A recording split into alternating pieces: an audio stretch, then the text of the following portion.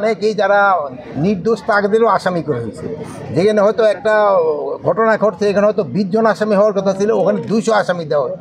এই জন্য কিন্তু এটা ইনভেস্টিগেশন করতে একটু দেরি হয়ে যাচ্ছে। আগানোর উচিত ছিল, অত পরিমাণ না হলেও কিন্তু আগাইছে। আমরা কিন্তু কয়েকটা ক্ষেত্রে আমরা কিন্তু চার্জশিট দিয়ে দিছি, নর্মাল ক্ষেত্রে কিন্তু চিটাগাঙ্গ চার্জশিট দেওয়া হয়ে গেছে। যদি ওই সাবজেক্টটা আমার না, তবু আমি বলবো যে অনেকখানি আগেছে। বাট এখানে একটা বড় সমস্যা ছিল যে এখানে অন্যান্য ক্ষেত্রে যে আসামির সংখ্যা, এখানে আপনারা জানেন অনেকেই যারা নির্দোষ তাদেরও আসামি করে হয়েছে। যেখানে হয়তো একটা ঘটনা ঘটছে, এখানে হয়তো 20 জন আসামি হওয়ার কথা ছিল, ওখানে 200 আসামি দেওয়া হয়। এই জন্য কিন্তু এটা ইনভেস্টিগেশন করতে একটু দেরি হয়ে যাচ্ছে। তো আমাদের খুব তাড়াতাড়ি যেটা শেষ হয়, এই জন্য আমরা ব্যবস্থা নিই। স্যার, আরেকটা বিষয় স্যার, স্বরাষ্ট্র মন্ত্রণালয় সংশ্লিষ্ট কোনো ছাত্র প্রতিনিধি নাই স্যার। পুলিশ সংস্কার কমিশনে একজন আসলে ছাত্র প্রতিনিধিকে দেখলাম, যার পুলিশ সংস্কার কমিশনেও কোনো ছাত্র প্রতিনিধি নাই। যে দাবিটা তাহলে করা হচ্ছে, সেটা দাবিটা মনে হয় অযৌক্তিক এবং আমার মনে হয় মিথ্যা। বাংলাদেশের প্রথম 5D AI ইনভার্টার যুক্ত সর্বোচ্চ বিদ্যুৎ সাশ্রয়ী যমুনা এয়ার কন্ডিশন সুবিচার পাবে, বাট ইনভেস্টিগেশন করতে একটু সময় লাগছে। Thank you. কবরগুলো সারা দেশেই সংরক্ষণ বাঁধিয়ে দেওয়ার পরিকল্পনা অনুযায়ী কাজ হচ্ছে।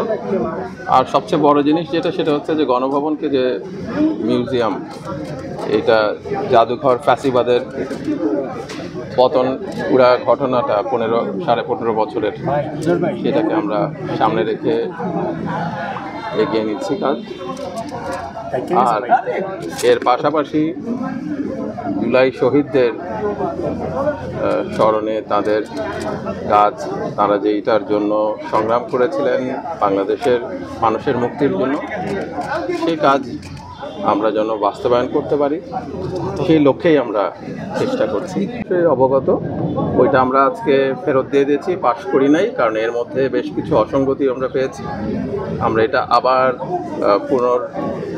এটা রিভিউ করা, ওইটার পর এবং এই ব্যাপারে কিছু ইনভেস্টিগেশনেরও দরকার আছে, দেখার পর এরপরে আমরা সিদ্ধান্ত নেব।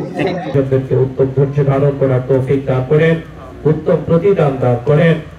আল্লাহ আমাদের দেশের উপরে খাস রহমত নাযিল করেন।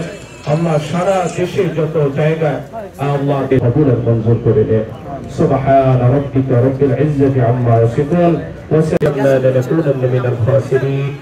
إليك يرجع الأمر كله وإليك المصير راحمين رفاظت करने वाला अल्लाह अमर करने वाला আমাদের সকলকে আপনি হেফাজত করেন, আমাদের দেশকে হেফাজত করেন। রাহমাতিকা ইয়া আরহামার রাহিমিন।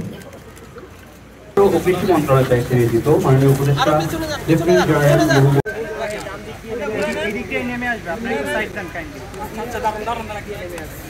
আমি অপরশেষে সকল বাংলাদেশ সরকারের সদস্য অফিস মন্ত্রণালয়ের দায়িত্বে নিয়োজিত মাননীয়